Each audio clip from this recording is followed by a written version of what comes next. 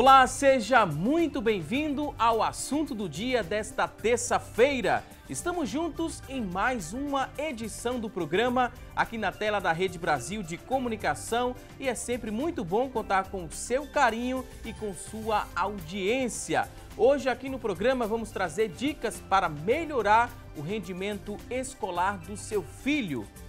Hoje tem receita e já a gente vai mostrar, a receita de hoje, mas antes tem umas imagens para deixar você um pouco com água na boca. Você vai aprender a preparar um pão recheado. A gastrônoma Luciana Luna daqui a pouquinho vai trazer o passo a passo dessa receita deliciosa.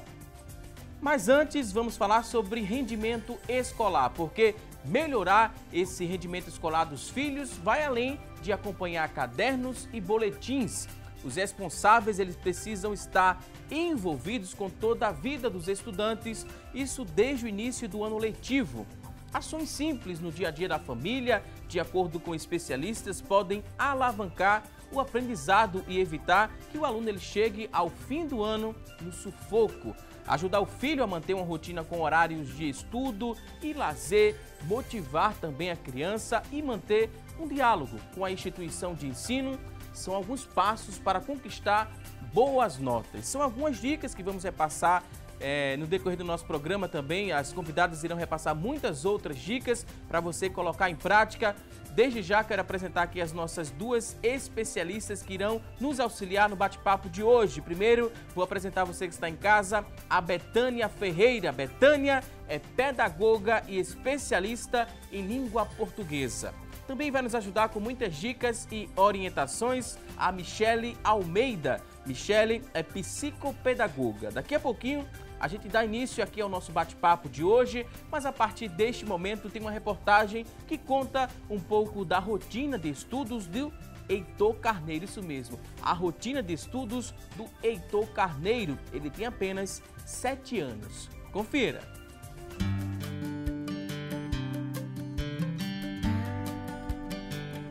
Heitor se considera um garoto estudioso e fala sobre a matéria preferida. Português, porque tem que escrever muito. Por outro lado, ele não quer muito assunto com os números. Matemática, porque é bem difícil. Conta de vezes, de multiplicar. Mas nada é que uma mamãe paciente não ajude, hein, Heitor? Às vezes, nem tanto, né? Ajuda às vezes. Fazer a tarefa e os trabalhos. Heitor, ele é inteligente, mas é um pouco preguiçoso. Então tem que estar bastante no pé, dele estudar. Então, quando ele entrou na escola, que era um bebezinho, as tarefas sempre é mais fácil. Então, no decorrer do tempo, que vai aumentando o grau de dificuldade, ele foi necessário colocar até no reforço, porque eu trabalhava na época e eu chegava tarde, enfim, aí para fazer a tarefa com ele tinha dificuldades devido já ao horário. Ele cansado, eu também já devido ao trabalho, então eu vi que ele não estava produzindo, não estava melhorando. Então eu optei pelo reforço, e o reforço ajudou bastante. Denise, ser mãe e professora não é fácil mesmo. Mas sei que você faz tudo com muito amor e sempre pensando no futuro dos filhotes. Júlia mesmo já arrasa no reconhecimento dos animais e dos números e ainda nem está na escola. Júlia é bem inteligente, muito esperta para a idade dela. Assim, ela mesma pega o celular e procura os videozinhos que já mostram números, cores. E também os livros de Heitor do ano passado, que eu vou guardando. Então eu já utilizo nela. Ela coloca, ela pinta, ela vê os números, os animais. Isso a gente vai interagindo. Pro ano que vem, ela ingressa na escola. Tá ansiosa demais. E falando em futuro, Heitor tem o sonho de ser um policial. Mas sabe qual é o sonho da mãe dele? Que ele seja policial, médico, jornalista, enfermeiro, marceneiro, o que ele quiser, contanto que ele seja muito feliz. Para conquistar esse objetivo profissional, não faltará incentivo. A educação é primordial, para os dois, devido a tantas coisas que a gente vê aí, o que a gente puder fazer de uma escola particular, um reforço para a gente ter um retorno lá na frente. Eu me preocupo muito com isso. Então, o que eu puder fazer para incentivá-los, né, no ensino, na educação, né, eu e meu esposo vamos fazer. Quero que ele ingresse numa faculdade, que eu sempre digo a ele, é você estudando que você vai ser alguém. Você quer ser, para ser jogador de futebol, você tem que ter estudo. Para ser um policial, você tem que ter estudo. Então, você tem que estudar. Seu pai se acorda cedo, eu me acordava cedo na época para trabalhar. Tudo para lhe dar o melhor de um ensino.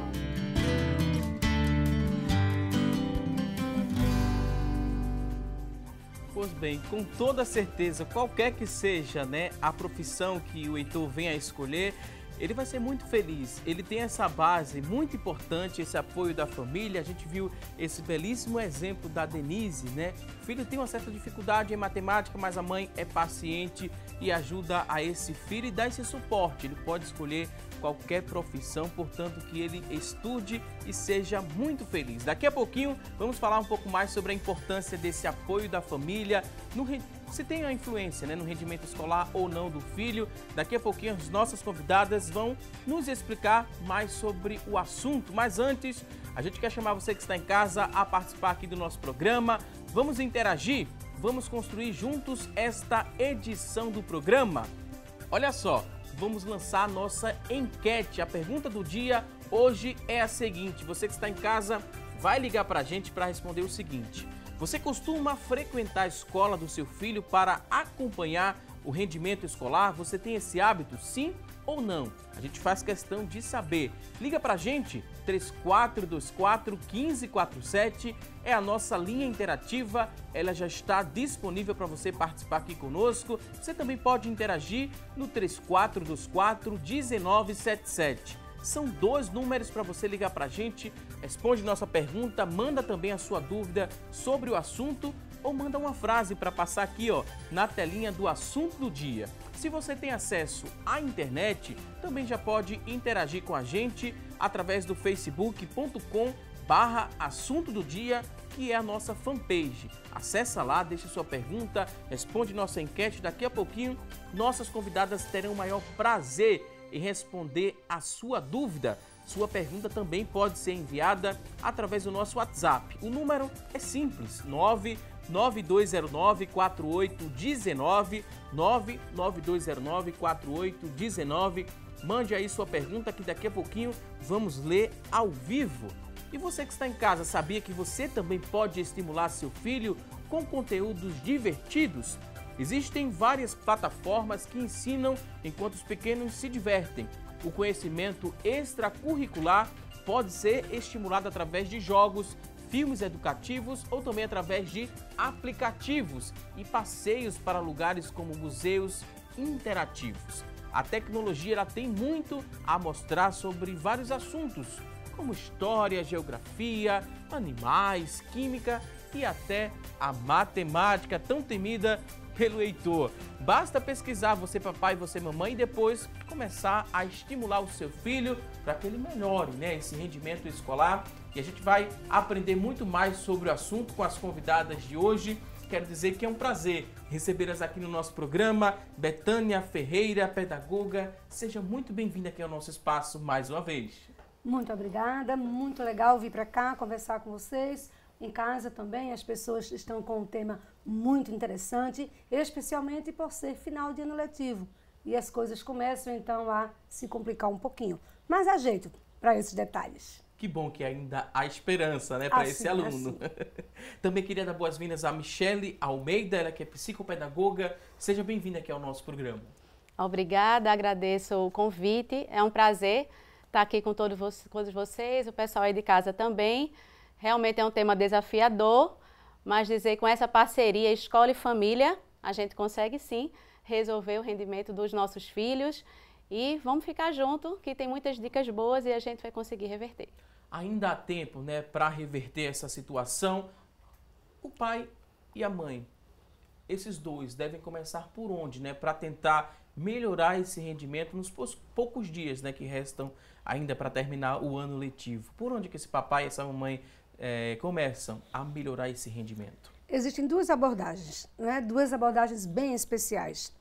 Uma é que o ideal mesmo é você acompanhar o ano inteiro o progresso da criança, o progresso do jovem na escola, que precisa de uma atenção toda especial, mamãe e papai, para que vocês possam, então, acompanhar mais de perto. E existe também outras situações que vão agora na última unidade letiva. Então, naturalmente, outubro, novembro, dezembro já é o fechamento do ano letivo, né, as provas de última chance de recuperação. Então, procura ver, nesse momento agora, horários de provas, os calendários de prova, os assuntos que vão ser trabalhados, não só para essas últimas provas de terceira unidade, mas também para as provas de recuperação. Né? Alguns têm recuperação e têm recuperação final, alguns têm recuperação e prova final. Então, nesse momentozinho, conversa com a turma, vamos então tentar ver se nós podemos reverter uns pontinhos, eu chamo sempre os pontinhos, né, de moedas. Então, vamos fazer uma poupança de moedas, os décimozinhos que precisam para fechar a nota. Isso vai fazer com que a criança ou o jovem, né, se estimule nesse último momento e possa então recuperar. Mas o ideal é que já haja aquela promessa para o ano letivo 2019. O acompanhamento tem que ser feito desde cedo e com algumas dicas especiais em relação à maneira como os pais se aproximam dos filhos, né? E na escola também a preocupação em ajudar esses pais. A gente falou, né, no começo do programa como dica que é muito importante esse diálogo dos pais com a instituição de ensino, assim como também é importante o diálogo do pai com esse filho. Precisa ser um diálogo franco, o pai tem que estar próximo, porque se a criança não tem esse hábito até o momento, né, de ter uma rotina de estudos, dificilmente ela vai conseguir se adaptar em poucos dias. Isso, mas não quer dizer que é impossível isso acontecer. Tem pontos primordiais para a gente iniciar, mesmo a gente estando no final do ano, pensar numa rotina em casa, pensar nesse espaço em casa adequado até para essa criança, para esse jovem poder estudar. A gente tem que ter um espaço ideal. Então, em casa, o jovem nem a criança pode estudar em qualquer lugar. Tem que ter um cantinho para que ele organize essa rotina de estudo. Um cantinho com calma, um espaço mínimo para que ele possa organizar. E essa retomada do estudo. Tem um ponto assim que eu acho muito interessante. Muitas vezes a criança, dentro de sala de aula, com a turma toda junta, ela não consegue compreender alguma coisa que a professora falou, mas aí junto com a turma toda, muitas vezes a sala de aula tem 30 crianças, ela não conseguiu compreender um conteúdo, outro, mas tem vergonha de falar, tem vergonha de levantar a mão, dizer que não está entendendo, mas junto com o pai em casa, essa retomada. Que o pai sempre faça com seu filho essa retomada dos conteúdos todos os dias. Filho, sempre perguntar, filho, e aí, o que foi dado hoje? Qual foi o assunto que foi dado hoje em sala? Você entendeu? E essa retomada é importante, que vai criar essa cultura na criança, junto com seu pai. Olha, compreendi, não sei, porque é essa ida e volta para a escola. Porque a mãe volta para a escola e diz, olha, meu filho não está entendendo, não está compreendendo.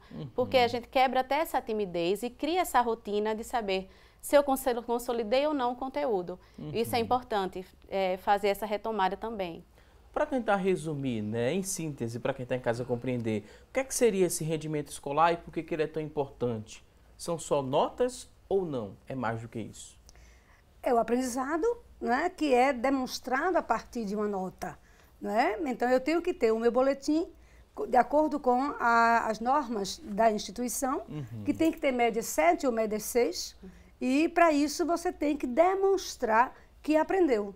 Tá? É uma forma de avaliação que nesse finalzinho agora é uma avaliação quantitativa que vai valer, que vai ser explorada, né? Já que eu tenho que ter a média tal, de acordo com a instituição, conforme eu já disse, mas é isso aí, resultado do aprendizado. É como se fosse uma checagem geral desse aprendizado. Embora no dia a dia também existe uma avaliação qualitativa em que o aluno é o tempo inteiro checado em suas disciplinas, através de seus professores, mas no final das contas é nota que vai dar o toque final e a autorização para seguir em frente. A gente viu o exemplo do Heitor, né? Ele tão pequeno, fiquei feliz, já tem a paixão pela língua portuguesa, né? Acredito que a Betânia ficou muito feliz. Fiquei muito feliz. E ela comprova isso agora, mas ele falou que tem essa certa dificuldade com a matemática, né? É algo muito frequente, muito comum. Por que tem essa dificuldade toda? Faltou alguma coisa na base ali, mas ele está tão novo ainda, né? 7 anos. Como é que a gente poderia tentar explicar? Não é uma regra, né? Nem todo mundo tem dificuldade em matemática. Mas por que uns têm mais facilidade, outros não têm? Existem os tempos de aprendizagem, porque é bom até a gente deixar claro isso para os pais, para não se angustiarem tanto, né? Porque cada criança tem um tempo diferente de aprendizagem do outro e, principalmente, a matemática é o grande vilão da história, né? Quando ele fala matemática, eu estou com mais dificuldade. Mas existem muitas estratégias para se aprender matemática de uma maneira mais fácil. Você até falou no início, existem plataformas, existem jogos, existem outros caminhos. A matemática ela vai entrar por outro tipo de raciocínio, a própria psicologia explica, que é o raciocínio lógico-matemático, ele requer um pensamento mais elaborado, mas consegue se resolver sim. É passível, ele vai conseguir chegar ao final do ano com sucesso. Mas assim, ele consegue sucesso sim, mas é mais difícil mesmo o conhecimento e só acrescentando, da matemática. É importante frisar que não é minha paixão pela língua portuguesa que vai me fazer dizer o que eu vou dizer, tá? Mas é muito importante que você tenha esse domínio da própria língua, tá? Porque é a partir dele que você vai entender português, matemática, história, geografia, ciências, física, química. Tudo isso é montado a partir da logicidade linguística, ou seja, da capacidade que cada um tem de ler um texto não verbal, ou seja, de ler uma imagem, de ler um texto verbal ou um texto híbrido quando é misturado, e a partir daí ele começa a transportar essa capacidade de raciocínio para o raciocínio lógico-matemático. Tá? Então, linguagem e matemática são as duas grandes pilastras de sustentação do aprendizado.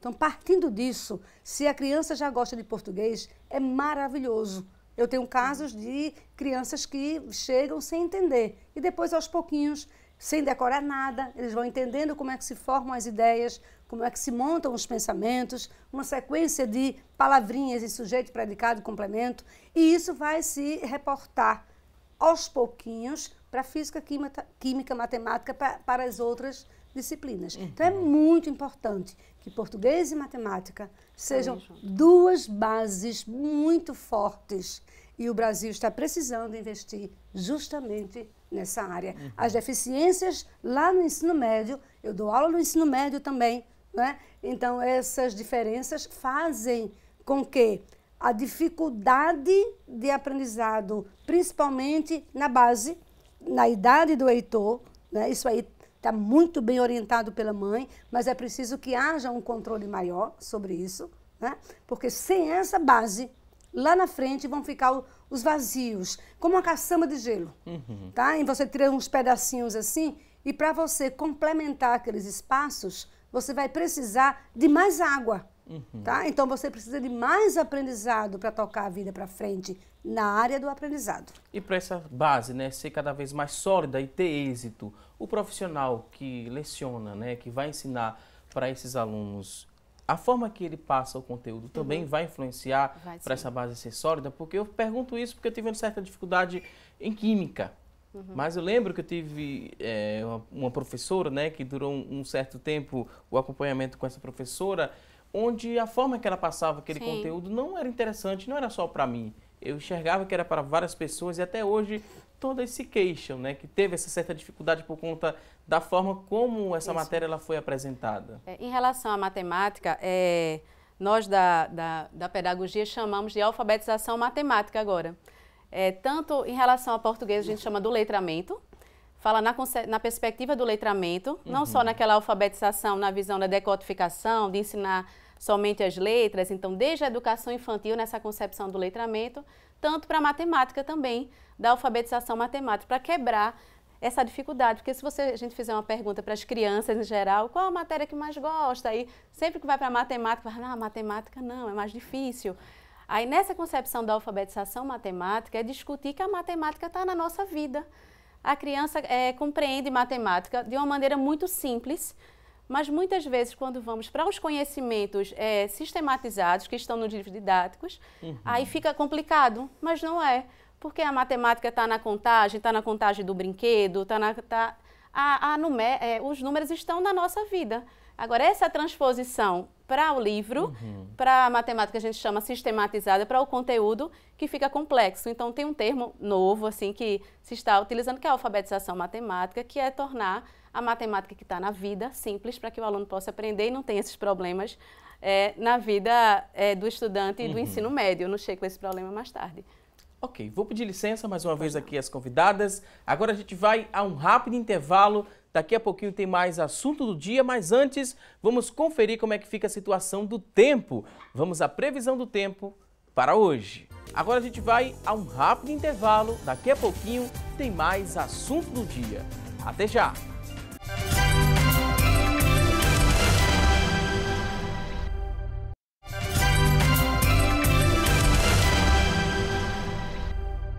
Já estamos de volta com mais assunto do dia e hoje aqui no nosso programa estamos falando sobre rendimento escolar. E a partir de agora vamos juntos saber o que é notícia na internet sobre o tema. E quem traz essas informações é a Tânia Silva. Olá, Tânia! Oi, Valdo, um ótimo dia para vocês que nos acompanham. O destaque de hoje é do El País. Professor cria método para ajudar aluno a aprender a estudar. Nós vamos contar hoje a história do professor brasileiro Fábio Ribeiro Mendes, formado em Filosofia e Direito, com especialização em desenvolvimento da autonomia do aprendizado. Ele criou um método de aprendizagem baseado em oficinas de estudos. A realidade da sala de aula para muitos é de professores que se empenham para preparar conteúdos, passam exercícios, provas, mas no fim ele percebe que o aluno aprendeu apenas o básico.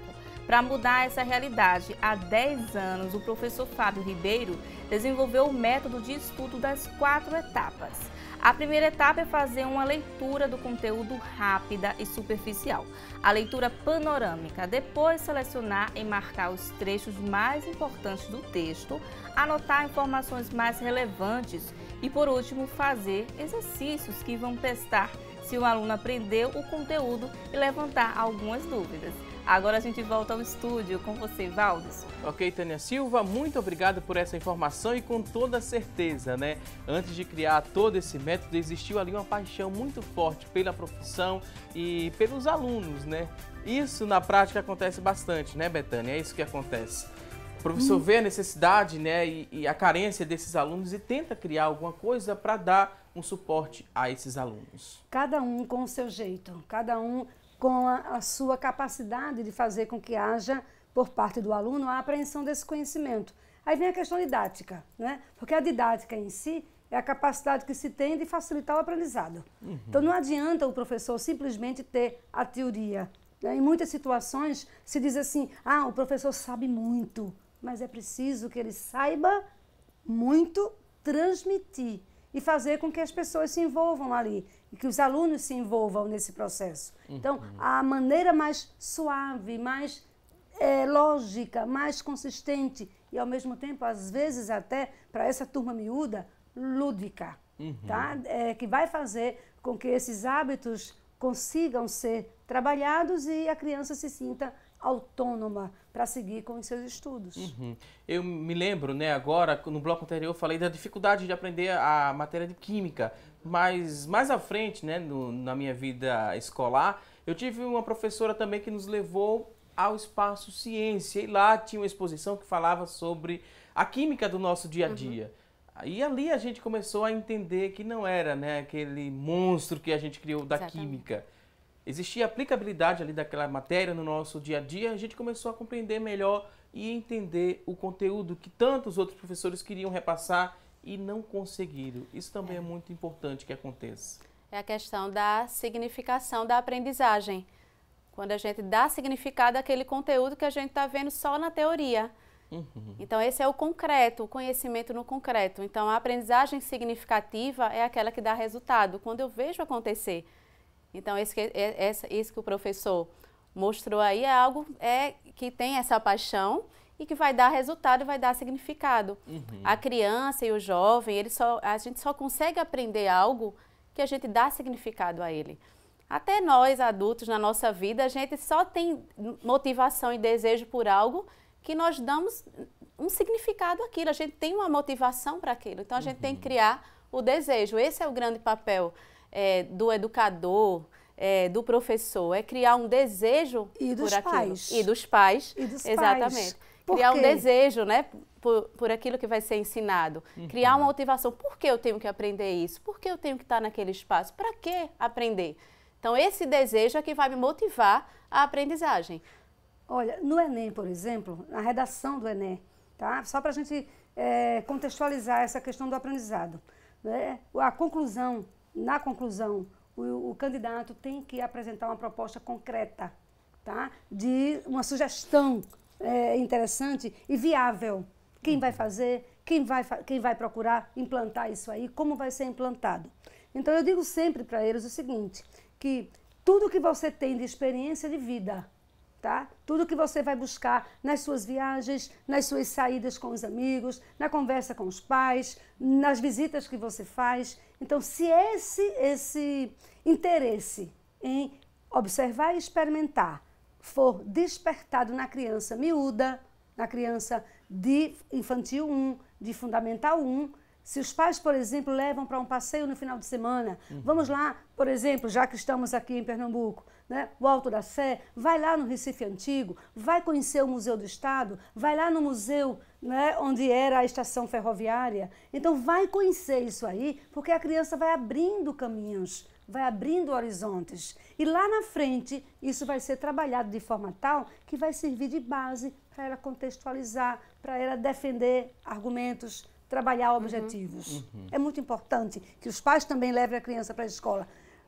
Somente um detalhezinho, veja, perguntamos, por exemplo, a um grupo de crianças pequenininhas, de 2,5 anos, 2 anos e meio, onde animais domésticos e animais selvagens, onde é que vive a galinha?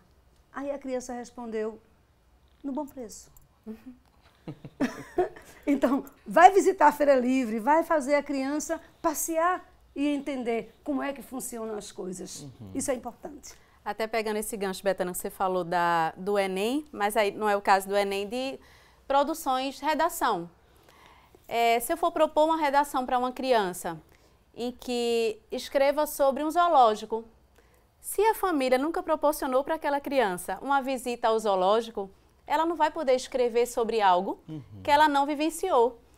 Então, esse significado, essa experiência precisa ser vivenciada realmente. Por isso essa parceria da família. E falando um pouquinho da escrita e da leitura, que a gente fala tanto da redação do Enem, a gente só escreve sobre algo que lemos antes. Então, a gente precisa ter... isso reflete no rendimento. Acesso a boas leituras, acesso a bons livros, ler muito para o seu filho desde a educação infantil é muito importante. Então, essa leitura tem que estar disponível em casa, esse acesso ao mundo letrado, ao mundo dos museus, ao mundo, para que ele tenha uma bagagem e que ele também possa contribuir criticamente nesse mundo. Leitura mais observação da realidade, mais experimentos, né? Isso aí é que vai se somar. E outra coisa, você falou em redação, né? E a minha grande paixão é justamente essa área, né? Então, por exemplo, na minha escola, no Colégio Casa Forte, o que é que a gente faz? Eu tenho redação obrigatória, produção de textos em ciências, em matemática, em geografia, tá? Então, eles sabem produzir, por exemplo, no ensino fundamental 1, o que é que eles fazem? Falar sobre células. Então, eles têm que escrever um textinho, por conta deles, do que entendeu sobre célula. Aí, em geografia, os planetas. Então, terminada a aula, então tem uma aulinha de produção textual na área de geografia, em que ele vai ali e explica como é que funcionam os planetas, ou quais são os planetas, a visão dele pelo aprendizado. Com isso, ele vai deslanchando para a questão do letramento, que é o conhecimento do mundo a partir da própria interpretação. Para quem está em casa, né, que não acompanha esse filho agora está com problema, com baixo desempenho, a gente tem aqui alguns tópicos para ajudar quem está em casa. São dicas para melhorar esse desempenho do filho. Vamos mostrar aqui alguns desses tópicos e vocês, por favor, nos ajudem. O primeiro tópico diz o seguinte: para melhorar o rendimento do seu filho, é você criar um vínculo de comunicação com essa criança. O que seria esse vínculo de comunicação? É só perguntar como foi a aula? Essa pergunta parece ser de praxe, né? Clássica, E bem básica, né? já é clássica. Né? A criança chega, como foi a aula, parece que o pai coloca ali o ouvido no automático e a criança fala, fala, fala, mas em nada muda ali aquele contexto. Ou diz, está tudo bem, estou tranquilo. Mas as crianças estão em fase de formação, gente, então não pode deixar, na minha concepção como pedagoga e como professora, não pode deixar simplesmente à vontade, deixar a criança dizer assim, não, está tudo bem, deixa para lá. Não, você tem que ir lá olhar mesmo. Não é só acompanhar os deveres como segundo item. Antes de acompanhar os deveres, é preciso vasculhar. É preciso tentar saber se realmente ele está cumprindo, como é que está a letrinha, como é que está o acompanhamento das tarefas, se veio alguma reclamação da escola, se veio, vai lá na escola, procura saber o que é que está acontecendo, porque tudo isso é importante, tá? Certo que é para ser feito desde o início do ano letivo, mas como estamos no finalzinho do ano, conforme eu falei no início, vamos aproveitar então esse finalzinho, terceira unidade ou para algumas escolas a quarta, há escolas com 3 unidades e escolas com 4, então é a última unidade letiva, então vamos aproveitar e vamos tentar levar essas crianças a uma certa conscientização. Mas o meu recado fica para abrir 2019 com todas essas dicas aí já sendo implantadas desde a primeira unidade. Aí não vai haver preocupação ao final do ano letivo. Após uma boa comunicação, é importante esse acompanhamento dos deveres de casa, né? Tem que observar, a criança às vezes pode até esquecer que teve uma tarefa de casa. Aí o pai precisa lá vasculhar acompanhar mesmo. Não só a resolução, porque muitas vezes a criança vem com a atividade de casa e busca só resolver, procurar a resposta pronta. E isso não favorece a aprendizagem. Retomar o conteúdo que foi dado no dia é importante, porque muitas vezes ela pega aquela atividadezinha que foi passada para casa e procura ali. Onde é que está a resposta? No meinho da atividade, está aqui a resposta. Muitas vezes isso acontece. Então, assim, acompanhar realmente se essa aprendizagem foi feita, se ele conseguiu aprender aquele conteúdo. Então, isso é muito importante. Acompanhar. Acompanhar dever de casa não quer dizer que os pais façam a atividade pelo filho, porque isso é muito comum também com as crianças pequenas. De acontecer de o pai chegar lá, vou ajudar, mas mostrar onde está, isso não favorece o rendimento do seu filho. Cuidado, papais e mamães que estão em casa, não façam isso, assim, favoreçam, contribuindo para que o aluno realmente aprenda, favorecendo a autonomia. E isso é muito importante. Observa qual é a tarefa, né? Você está sabendo o que é que vai fazer, então deixa fazer, tá? Aí é onde vai ser estimulada a autonomia, depois vai lá, observa como é que ficou feito, mas não é preciso ficar ali junto o tempo inteiro. Por quê? Porque vai chegar um ponto que papai e mamãe não vão ter condições de acompanhar, porque os conteúdos já ficaram mais atrás. Né? E a maneira de abordagem, meus filhos diziam às vezes para mim, quando estavam nessa idadezinha de 8, 9, 10 anos, eu, professora de português, e diziam, quem sabe explicar é minha professora, você não sabe. Né? Então, eu me recolhi a minha insignificância diante deles, porque o meu papel ali era de mãe, mas de maneira diferente, procurar saber como é que ela está fazendo, para poder ajudar e complementar essas explicações. Próximo tópico, estabelecer uma rotina. Determinar os horários para cada coisa. O que mais que a gente poderia dizer como estabelecer uma rotina? Organizar horário. Chegando da escola, dependendo do horário que a criança ou o jovem está na escola, se for pela manhã, horário de chegar, almoçar, ter um horário de descanso, mas precisa ter um horário realmente para retomar as atividades, para estudar, e ter esse local, como a gente tinha falado, um local de estudo com tranquilidade, organizado, calmo, longe das tecnologias, longe do barulho. É importante essa rotina, que é o próximo ponto, né? Organizar um espaço para os estudos. Estar junto com rotina. É importante ter essa rotina de estudo. O que é que eu vou estudar todos os dias? Eu tive na escola aula de português, de matemática, de ciências. Então, hoje, quando eu chego em casa, eu vou retomar os conteúdos de português, de matemática, de ciências. É importante parar para retomar esses conteúdos. Porque se for infantil, no infantil já é algo mais leve, mas chega Fundamental 1, Fundamental 2, os conteúdos a quantidade de conteúdos é maior, então o acúmulo de conteúdos já complica a vida da criança e do jovem. Mas não vamos radicalizar na última unidade, estabelecer agora um horário de última hora e fazer a criança se adaptar. Pelo amor sobrecarregar. De Deus. Não pode. Não é essa pode. a intenção. Não. Agora é tentar, conversando com eles, como é que fica melhor para você, já que é a última unidade. Aí tem que ser a conversa, esse vínculo comunicativo com o filho. Agora, mais uma vez lembrando, para o próximo ano, já começa com o horário estabelecido, o horário de casa, horário do lanchezinho, o horário da tarefa, o horário do brinquedo, 10 minutos, 15 de celular. Tira o celular de perto dessas crianças, pelo amor de Deus. Tira o tablet de perto delas, por favor. Né? Isso aí já vai dar um estímulozinho ao déficit de atenção. Gente, o celular faz com que, e o tablet fazem com que a criança fique à vontade, muito ali, convidada a participar daquele mundo diferente e colorido. O mundo dos livros dá trabalho. Tem que ler, tem que acompanhar, tem que parar a cada parágrafo.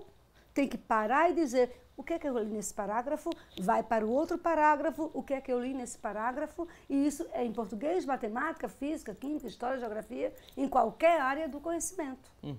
Então vamos a outras dicas, temos outros tópicos aqui para a gente explorar com as convidadas.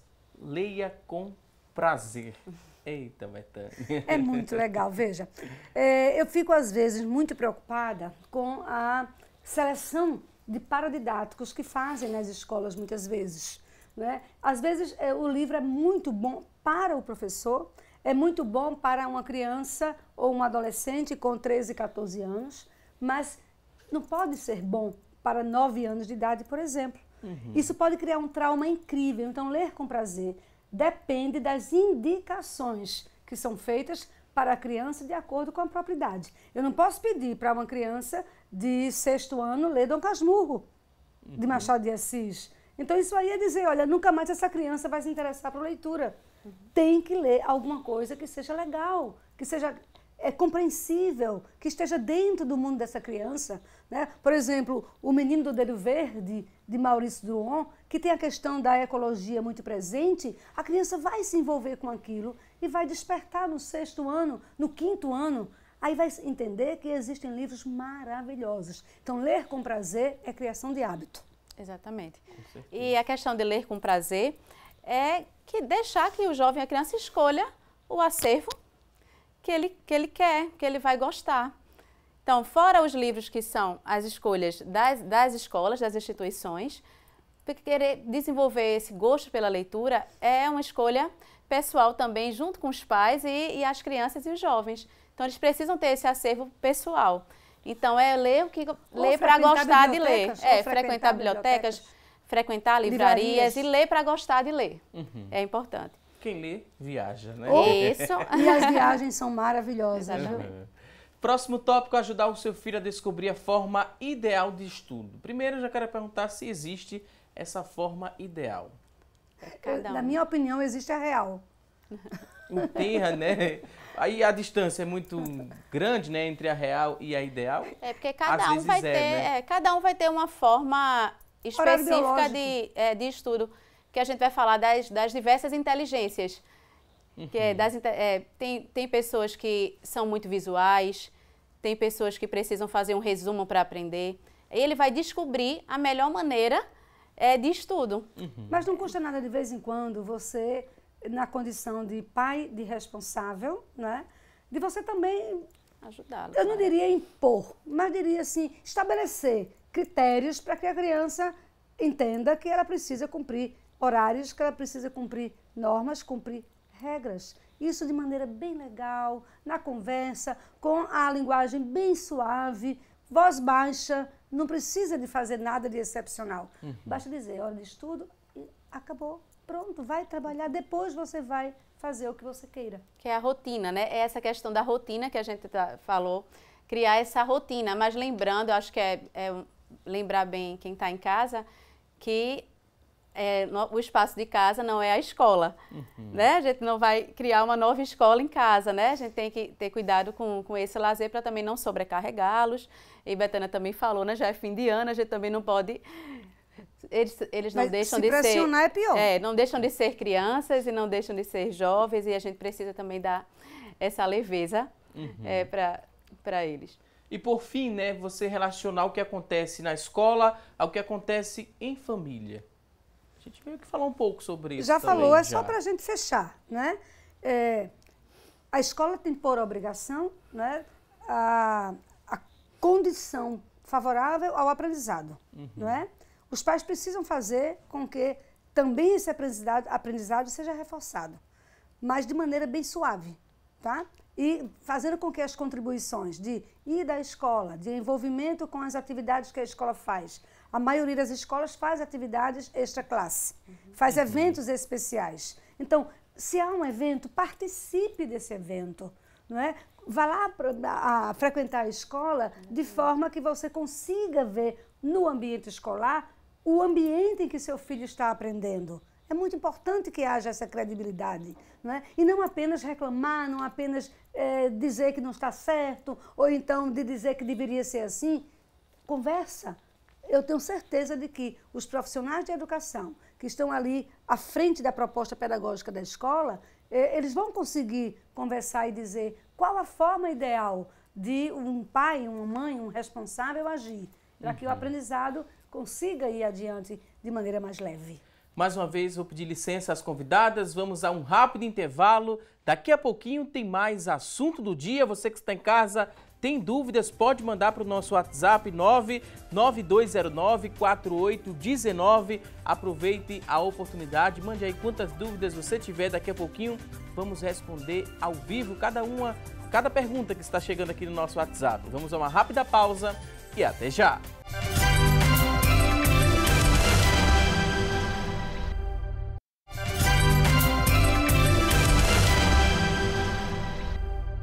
Já estamos de volta com mais assunto do dia, hoje falando sobre como melhorar o rendimento escolar do seu filho e escolher uma instituição de ensino que tenha a ver com o estilo e os valores da família e acreditar também na proposta pedagógica dela, né, é fundamental para ver o desempenho escolar do seu filho e esse desempenho venha a decolar. Mas para garantir, né, melhor aproveitamento da estrutura e dos conteúdos oferecidos, é muito importante que os pais eles acompanhem ativamente o processo de aprendizagem da criança. O problema é que mesmo com o intuito de ajudar, às vezes alguns pais acabam atrapalhando.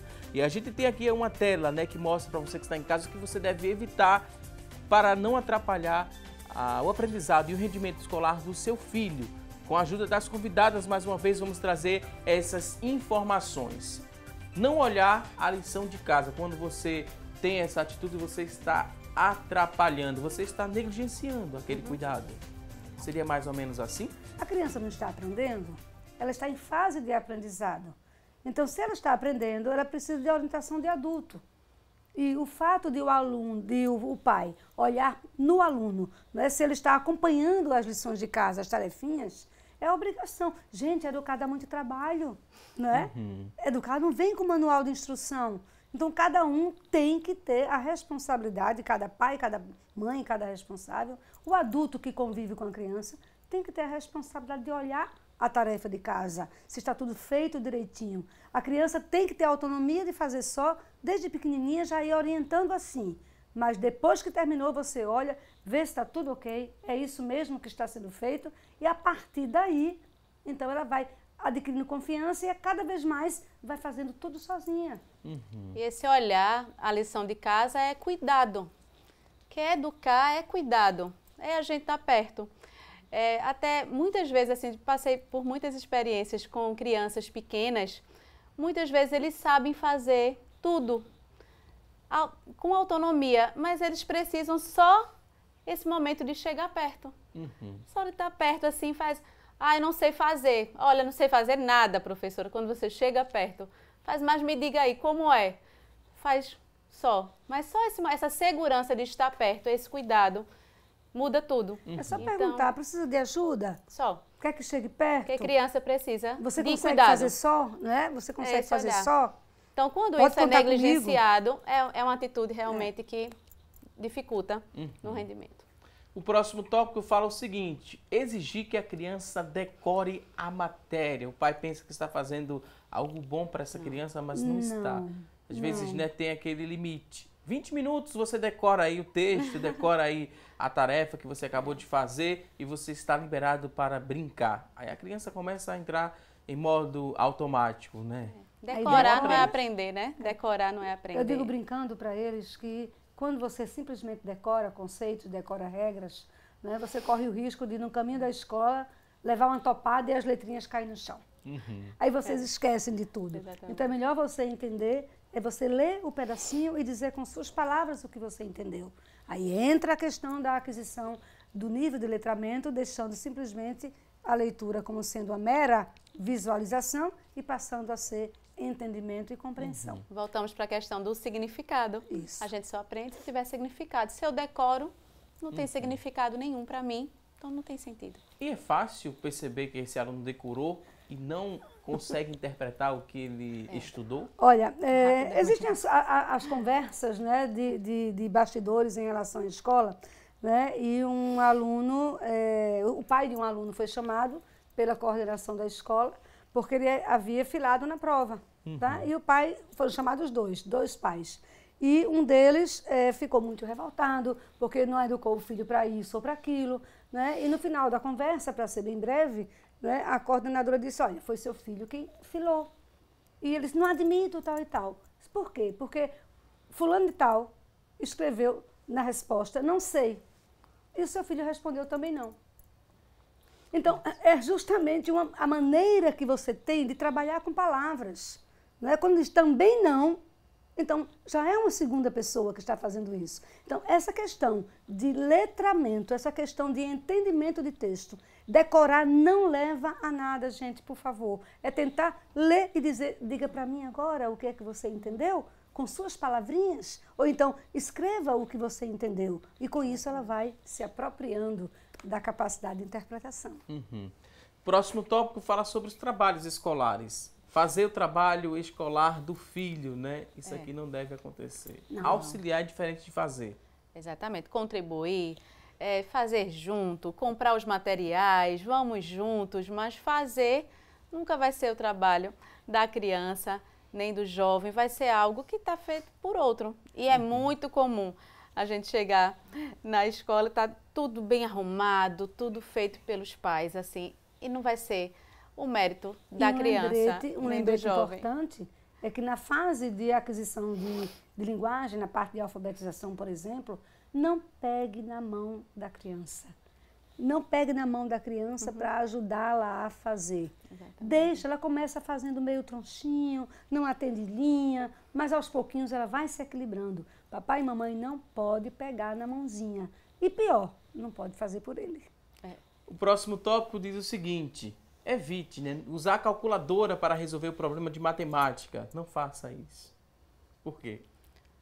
Por conta Vai do gerar uma raciocínio. dependência. Do raciocínio, porque ela vai... Tem algumas para os maiores já se permite, né? Tem algumas linhas de pensamento que se permite levar calculadora para os alunos maiores, mas para os pequenos que tem a questão do raciocínio lógico, desenvolver esse raciocínio lógico, desenvolver o pensamento, fazer que ele faça o cálculozinho ali, faça os caminhos para chegar àquela resolução. Colocar os palitinhos ali, colocar depois somar. exatamente, colocar os palitinhos, os tracinhos, as bolinhas. Vai estimular esse pensamento, é importante. Principalmente no Fundamental 1. Isso. Tá? A criança está em fase de formação de hábitos e habilidades. Construção. Né? Então, ela precisa trabalhar, estimular a capacidade lógica. E a lógica não existe só em matemática, a lógica existe em qualquer área, tudo bem. Né? Mas, a partir do momento em que a criança encontra facilitação disso aí, é mais fácil para ela pegar a maquinazinha, em vez de começar a fazer, né, todas as articulações mentais para chegar a um determinado resultado. Deixa a criança pensar, deixa a criança refletir. Fundamental 1 é base para poder ir adiante no aprendizado, nos estudos. A outra atitude, né, que deve ser evitada é fazer pressão para o filho aprender a ler. Papai e mamãe, será que você pressionado, você vai gostar, né, de as pessoas ficarem pressionando, faça isso, faça aquilo do seu jeito tal e tal? A criança também não gosta de pressão. a criança vai na conversa. E a conversa em voz baixa, olho no olho, tá? E muitos nãos antes de um sim, tá? Para que isso tenha muita consistência e para que a criança entenda lá na frente, né, que a sociedade não está aí para atendê-la do jeito que ela quer. É preciso que haja essa preocupação. Pressão não leva a nada. Agora, orientação com firmeza, aí para mim é base de muita coisa nesse processo. Com toda certeza. E principalmente na fase da leitura. A gente, teoricamente, se chama psicogênese da língua escrita. Nessa aprendizagem da leitura, tem fases que a criança passa que para os pais eles vão achar que eles estão regredindo. Faz meu filho, ao invés de escrever sapo, ele vai escrever aió, que ele suprime as consoantes, Claro. mas é uma fase. As vogais são mais fortes, né, Que é, eles? exatamente, que é uma fase normal, que faz parte do processo de aprendizagem da alfabetização. Aí muitos pais vinham bem angustiados, Michele, ao invés de ele escrever sapo, ele só escreve aió. Eu disse, mas ele tá ótimo, já ele vai escrever sapo certinho. Faz parte da fase do processo de alfabetização. Daqui a pouquinho ele está escrevendo bem direitinho. Então, assim, as famílias se angustiam, mas essa pressão não é boa. Porque se chegar em casa, a mãe dizer, tá errado, tem que escrever, falta o S, falta o P. Mas, assim, faz parte desse processo. Então, essa pressão só vai dificultar uma fase que é normal, que eles vão passar por essas etapas e vão conseguir sucesso. Tem que ter calma, Valdson. A turminha entra na escola muitas vezes, na educação infantil, sem saber pegar no lápis. Isso, exatamente. E sai, chega ao 5º ano, por exemplo, escrevendo textos. Mas para isso é um caminho longo. Sob pressão, ela vai se policiar. A letra feia, não, letra de criança não é feia. A letra está em processo de formação. Exatamente. Não existe letra feia. Na minha opinião, existe letra mal arrumada. Não é? Ou seja, ela precisa saber de um banhozinho de loja, não é? Precisa somente de um toquezinho especial. Às vezes o Rzinho tem que fazer aquela giradazinha rápida. É só uma questão de legibilidade. Mas sob pressão, não adianta. Nunca diga, a letra é feia, nunca diga, você não sabe, nunca diga. Pelo contrário, diga o contrário. Você não conseguiu dizer tudo, mas vai conseguir. Ou então, está tudo certinho, mas vamos tentar ver se consegue acrescentar mais alguma coisa? Sempre estimulando a criança. Nunca exigindo também as melhores notas, né? Tem essa parte aqui que os pais, principalmente quando se trata de escola particular, trabalha o mês todo, o pai chega, trabalha o mês todo e não aceita nota menor que 10. Isso. Tem que tirar 10 porque estudar é sua obrigação. Faça isso não. É péssimo. Não faça isso com as crianças, não é? Há momentos em que, na nossa vida, nós adultos, não é? Estamos um pouquinho dispostos ou então temos algum probleminha para resolver. Criança também tem probleminha, criança também tem depressãozinha, não é? Criança também tem aquele estadozinho de não estar à disposição do aprendizado naquele momento. Então pode haver uma baixazinha nessa nota, mas tenta pelo menos dizer, olha, vamos tentar ficar na média para evitar no final do ano uma recuperação, para evitar uma prova final, mas estude para tirar 10. Se tirar um 9,5, se tirar um 8 uma vez ou outra, não tem problema, você recupera. Só que a gente vai descobrir onde você errou para poder ajustar. E nós somos diferentes, todos. Então, assim, nós não vamos ter uma turma de todos iguais. Cada um tem um tempo de aprendizagem, cada um tem um ritmo diferente do outro. Então, assim, a gente não pode cobrar do outro que todo mundo seja 10. Então, assim, cada um vai ter um tempo e essa cobrança é negativa. Até essa cobrança, essa corrida pelo 10 vai acabar influenciando negativamente e influenciando em outras áreas da vida, né? No relacionamento com a própria família, com os amigos. Então, a gente tem que sempre valorizar o resultado do outro, qualquer que ele seja. Se naquele momento foi um 8, vamos trabalhar nesse 8. Como foi? Vamos melhorar? Foi o quê? Qual a sua dificuldade? Vamos intervir, vamos trabalhar nas dificuldades, não reforçar a dificuldade. Algumas frustrações são estímulo ao aprendizado. Então, é só saber trabalhar essas frustrações de maneira positiva. Né? Então, você se frustrou porque tirou um 8 ou tirou um 7, então vamos ver onde foi que errou para poder você recuperar a sua nota 10 ou a sua nota 9. E a atitude de comparar o primo com o outro primo, o amigo com o vizinho, fulano tirou nota melhor, está na mesma escola, está no mesmo ritmo que você, e você tirou uma nota mais baixa, porque isso é saudável ou também deve ser evitado? Cada um tem seu nome, né? Eu sou Betânia, você é Valdisson, né? Aqui eu tenho Michele, então cada um já tem a sua individualidade até pelo próprio nome. Então, para que comparar as pessoas? Dentro de casa, os irmãos, né? Primos, amigos, como você falou. Por quê? Porque cada um tem que ter o seu respeito conquistado a partir das próprias características, a partir das próprias individualidades. Nada de comparar, pelo amor de Deus. Olha os dedinhos das mãos, é o maior exemplo, né? Eles não são iguais, as digitais não são iguais no mundo inteiro. Imagina. Então, é a prova de que ninguém pode ser comparado ao outro, porque um faz assim, o outro tem que fazer. Respeito às individualidades. Cada filho seu é diferente do outro, do priminho, do amigo, de quem seja. Cada um tem sua história de vida, tem sua construção, tem sua maneira de enxergar o mundo. Até a genética, né? Exatamente, é totalmente diferente. Temos várias participações através do nosso WhatsApp. Você que tem dúvidas pode mandar para a gente ainda 99209-4819. E a gente vai ler aqui a primeira pergunta, né? A participação é da Denise, ela que mora no Janga, em Paulista, está acompanhando aqui o programa, gostando bastante das dicas. A gente agradece aqui a Denise. E ela pergunta o seguinte, ela diz que tem um filho de 10 anos, é o Gabriel. Mas ela diz que ele faz, né, ao escrever algumas letras erradas, na formação das palavras também. Ele começa a engolir algumas letras. Ela fala aqui, ao invés de ele escrever história com H, ele escreve sem o H. O que é que poderia fazer para ajudá-lo? Ela pergunta. A Denise, que mora no Janga, em Paulista. Em questão de linguagem, tá? Na área da linguagem. Eu sinto que há necessidade de mais informações para dar uma resposta mais definitiva. Mas pelo exemplo que deu em história, ele deve estar no 4º, 5º ano, de preferência no 5º ano, então já deveria estar com essa noção da história com H.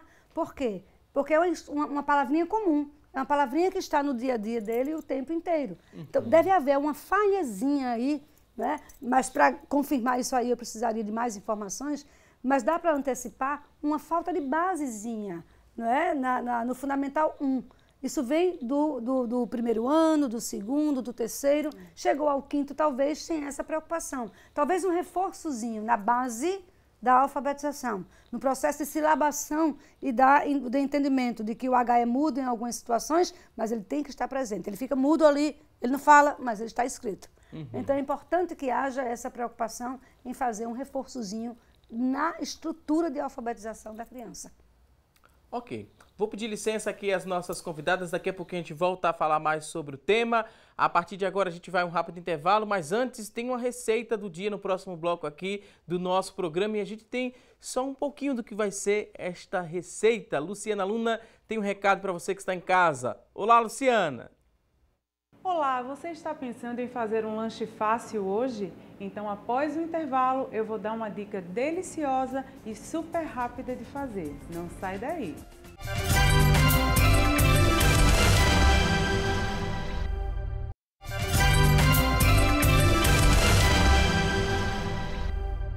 Já estamos de volta com mais assunto do dia e com uma novidade exclusiva. É que a editora Beré lançou uma obra muito especial que conta em detalhes a história da IEAD-PE, Assembleia de Deus em Pernambuco, um século de Pentecostes. São mais de 600 páginas coloridas e mais de 800 fotos que vão despertar sua emoção ao explorar a trajetória da igreja. A cada página reviva a história e conheça a essência desta instituição que comemorou 100 anos de fundação no estado de Pernambuco, uma obra que nos transporta no tempo e no espaço. A memória da IEAD-PE gravada na história são imagens inéditas e exclusivas. Assembleia de Deus em Pernambuco, um século de Pentecostes. Adquira já o seu exemplar na Beré Bookstore ou pela central de vendas. O telefone é o 3423-5317, 3423-5317. Editora Bereia, palavras que marcam. E a gente segue falando mais de coisa boa. A partir de agora vamos aprender a preparar um pão recheado. Quem vai nos ensinar é a gastrônoma Luciana Luna. Bom apetite! Olá! Seja no aniversário ou numa reunião, o cachorro-quente é sempre bem-vindo. Mas hoje eu vou ensiná-lo de uma maneira bem diferente. Este é o buraco quente. Então pegue papel e caneta e anote todos os ingredientes desta deliciosa receita. Para a receita de hoje, você vai precisar de 500 gramas de carne moída, 5 pães franceses, meia cebola picada, 2 tomates picados, sal a gosto, pimenta do reino a gosto, 250 gramas de molho de tomate, 200 gramas de queijo mussarela ralado e 4 colheres de sopa de azeite. Nós vamos começar a receita de hoje preparando a carne moída. Então, numa panela eu vou colocar o azeite para esquentar.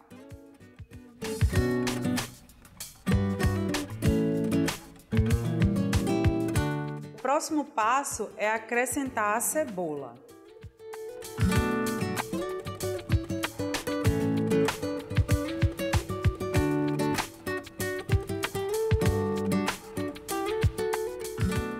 Nós vamos refogar até que ela fique bem molinha.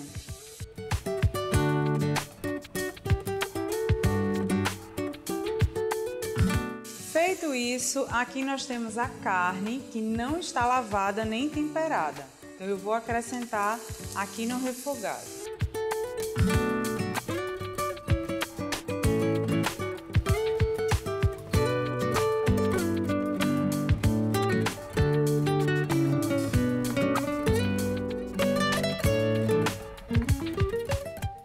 Assim que ela estiver bem refogada, nós vamos temperar com sal e pimenta.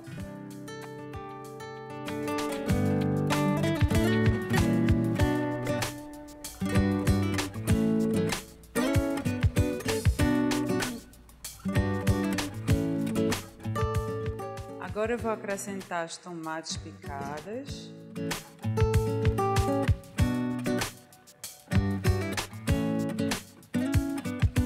Por fim, nós vamos adicionar o molho de tomate.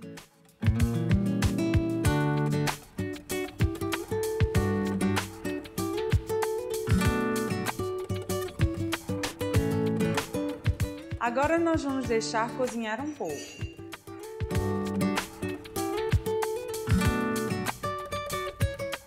Enquanto a carne está cozinhando, eu vou organizar a bancada. A carne já está pronta, agora nós vamos para a montagem. Aqui eu tenho uma forma que eu vou precisar para acomodar os pães e o primeiro passo que a gente vai fazer é ocar o pão. Então aqui eu vou tirar todo o miolo do centro, só não embaixo. A gente vai fazer um buraquinho no pão francês e aqui eu vou acomodando ele na forma em pé.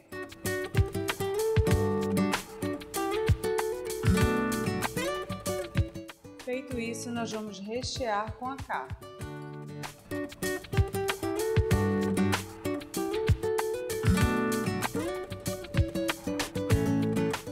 Eu não enchi completamente, eu deixei um dedinho sem recheio porque eu vou completar com a mussarela.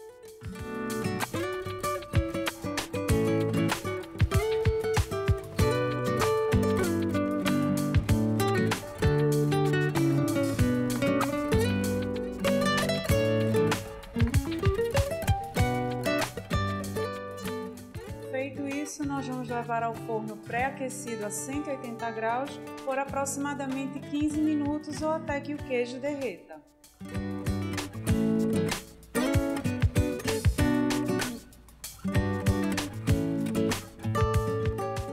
Nossa receita já está pronta, agora nós vamos tirar do forno.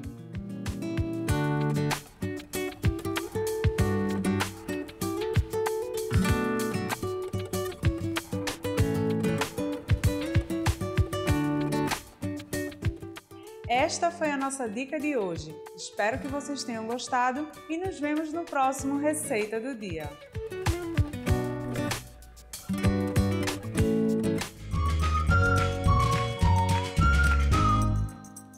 Que receita deliciosa, deixou todo mundo aqui no estúdio com água na boca. A gente agradece a Luciana Luna por mais uma dica aqui no quadro Receita do Dia. E você perdeu algum detalhe da receita, não se preocupe, porque assim que terminar esta edição do programa, a gente vai disponibilizar essa receita na íntegra. Basta você acessar a nossa fanpage, facebook.com/assunto do dia, e lá vai ter o vídeo com essa receita completinha. Luciana Luna, mais uma vez, muito obrigado, e a gente segue para falar mais sobre coisa boa. A partir de agora, vamos às vagas de emprego disponíveis para hoje.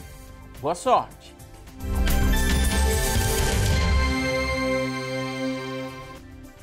Muita atenção a você que está em casa em busca de uma recolocação no mercado de trabalho. Vamos conferir juntos as oportunidades. Olha só, 2 vagas para auxiliar administrativo, 2 oportunidades para você preencher uma dessas vagas. A exigência é que você tenha ensino médio completo, experiência de 6 meses, R$ 954 é o salário, 2 vagas para auxiliar administrativo. Vamos a mais oportunidades de trabalho, 2 vagas para balconista, 2 oportunidades, exigência de ensino médio completo, experiência de 6 meses, R$ 1.000 é o salário, 2 vagas para balconista. Vamos a mais oportunidades, agora temos 2 vagas para mecânico de refrigeração, ensino médio completo é a exigência, experiência de 6 meses, R$ 1.200 é o salário. E você que está em casa se interessou por uma dessas oportunidades? Elas são do Sistema Público de Emprego, Trabalho e Renda.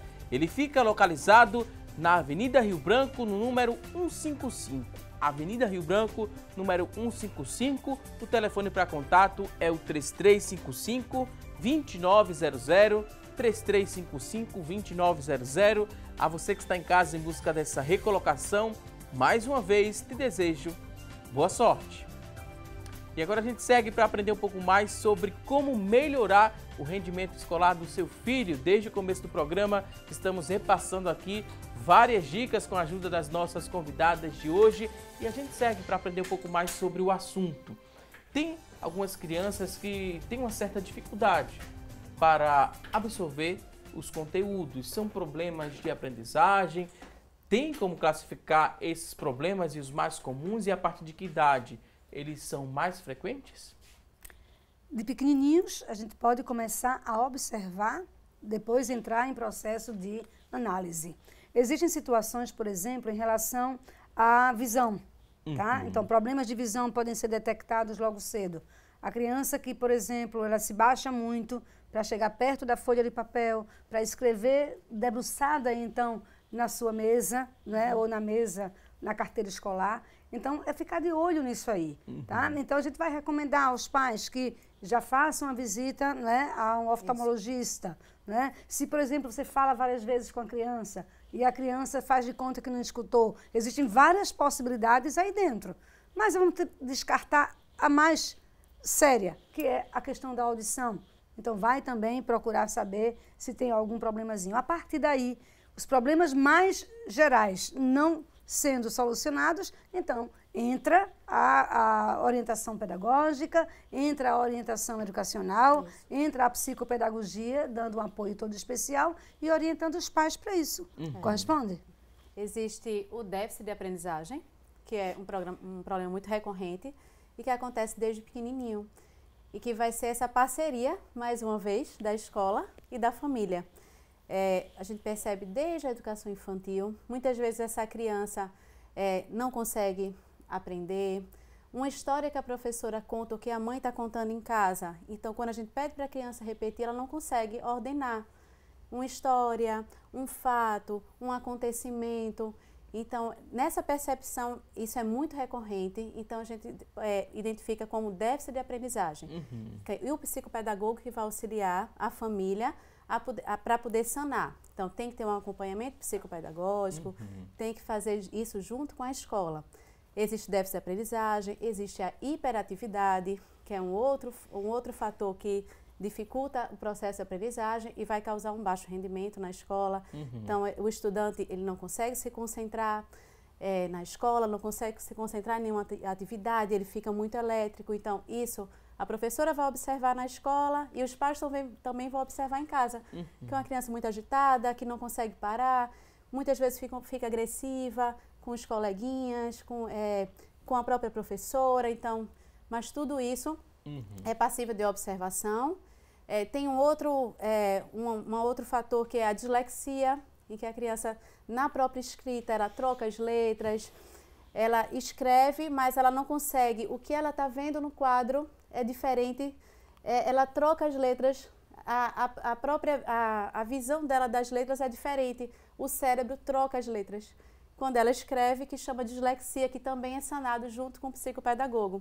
Então, são problemas que vão acarretar no rendimento escolar e na aprendizagem, e que a gente pode identificar desde a educação infantil, mas tem que ser essa grande parceria da família e da escola. E um detalhe bem importante hoje, tá? É que papai e mamãe controla o tablet, controla o celular. É muito fácil você descobrir as coisas com simplesmente um passar de dedo, tá? É muito diferente. Então, lógico, se é mais rápido ali e a criança tem aquele acesso todo a vários filminhos, a vários joguinhos, então, para a aprendizagem, isso aí é um ponto negativo. Então, o controle, o mínimo que a criança puder usar de celular nessa fase, até 3, 4, 5, 6 anos de idade, melhor. Tá? Então, de preferência, no primeiro ano da criança, evite o máximo deixar o tempo inteiro sem controle. Tá? Então, tem que ser tudo muito bem controlado. Até porque a tecnologia ajuda, né, a melhorar esse aprendizado, mas tem um certo limite, tem o tipo de conteúdo que é acessado, né? Até a gente tem que usar a tecnologia a favor.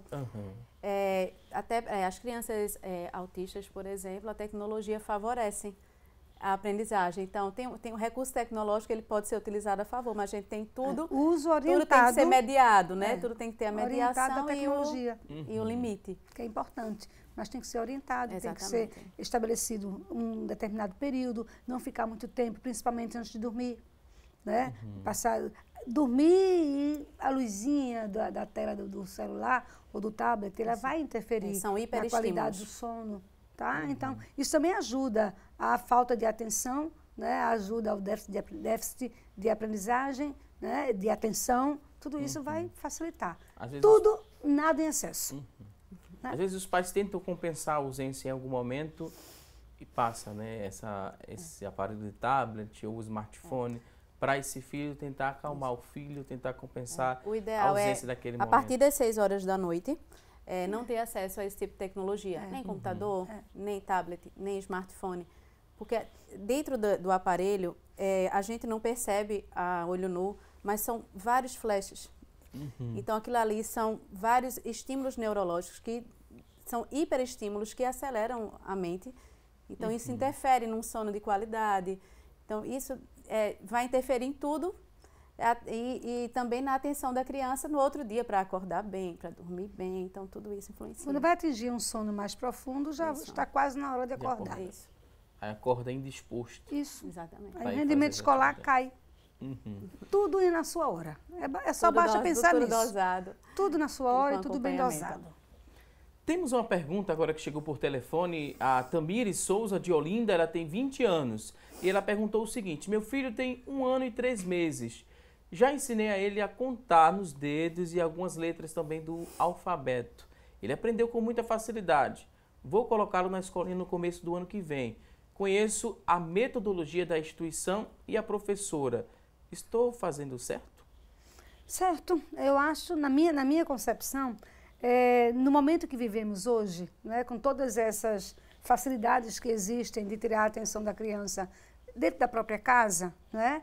Televisão, isso, aquilo outro, joguinhos, isso. Então, a criança, quando vai para a escola com 1 ano, eu sugiro que quando comece a andar, 1 ano andando, né? Então, pode colocar. É legal que coloque. Por quê? Porque quando você coloca na escola, educação infantil, então existe todo por trás, todo um processo pedagógico e um projeto pedagógico, com orientação pedagógica da equipe, com o professor também trabalhando no planejamento, com as atividades todas voltadas para a criança daquela idade. Então o desenvolvimento da criança, gente, é 1000, tá? Você não prende a criança apenas a um ambientezinho pequeno. ou ao ambiente da própria casa, ela começa a deslanchar, ela começa a se sentir bem mais à vontade para ir adiante, tá? Então, essa autonomia começa também daí. Pode colocar sem medo, vai ser muito legal, vai notar o desenvolvimento. E essa proposta pedagógica, os pais estão atentos a verificar essa proposta pedagógica ou não só matriculam os filhos e está tudo bem? Precisam estar atentos. É importante estar atento, porque a proposta pedagógica é que vai nortear a concepção de criança que vai ser formada, que é dentro dessa proposta pedagógica. Aí, muitas vezes, o pai não está atento a isso, aí vai dar esse problema quando chega na escola e fica, até a Betânia falou, aí fica criticando muito a escola depois. Ah, mas sua escola faz isso, sua escola faz aquilo, mas não atentou no momento da matrícula para compreender qual a metodologia dessa escola. É uma escola tradicional? É uma escola socioconstrutivista? É uma escola... Que concepção pedagógica essa escola adota? É muito importante, desde o início, conhecer essa escola e saber que proposta E está na fase escola. Agora, né, de visitar esse várias escolas, conversar sobre a proposta pedagógica. Existem os dados do regimento que é oficializado pela própria Secretaria de Educação, através da GRE. Quer dizer, existe toda uma estrutura que os pais precisam conhecer. É isso aí que eu quero, quem é que está orientando essas crianças, o corpo docente, se é formado realmente, Exatamente. Se tem pedagogia, precisam ser professores polivalentes. Então, tudo isso é importante. Pode visitar várias escolas e vai colocando prós e contra, positivo, negativo, valeu, não valeu, gostei, não gostei. E no final toma a decisão. Mas na minha concepção, quanto mais cedo a criança entrar na escola, mais ela vai estar orientada para adquirir hábitos e habilidades e buscar a autonomia, que é a base do aprendizado. E principalmente para a educação infantil, falando da pergunta da mãe, que ela vai colocar com 2 anos, assim, verificando esse espaço, se é um espaço que está favorecendo o lúdico, principalmente na educação infantil, porque a proposta da educação infantil é de evidenciar a autonomia, a construção da autonomia, a construção desse espaço eu e o outro. Então, assim, tem que favorecer muito mais o lúdico do que essa questão da própria aprendizagem. Então, assim, conheça bem a escola, esse espaço, se está favorecendo, então vai ser bom para sua filha, sim. Temos outra pergunta aqui, Maria Teles, ela que é do Brejo da Guabiraba. Ela disse que a neta dela é muito criativa, ela tem uma netinha muito criativa, mas para aprender as atividades escolares ela tem muita dificuldade. O que posso fazer para ajudá-la? O que é que essa vovó pode fazer para ajudar essa netinha? Diz a idade. Ela tem... Não falou a idade. Vou perguntar aqui. A gente tenta auxiliar, daqui a pouco ela diz aqui a idade da neta. É muito importante a idade, porque as atividades que são programadas em uma escola, né, ela tem que atender ao desenvolvimento intelectual da criança pela faixa etária. Tanto é que os níveis são justamente para isso. Né? Então, os níveis de ensino, né, ou os segmentos de ensino, educação infantil, Fundamental 1, Fundamental 2, por exemplo. Então, a criança com 6 anos, até 6 anos, tem que estar na educação infantil.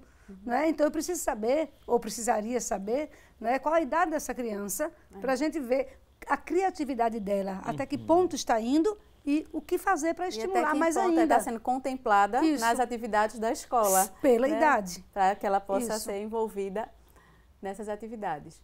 Ela está digitando, não deu tempo, a gente vai conferir agora o resultado da enquete.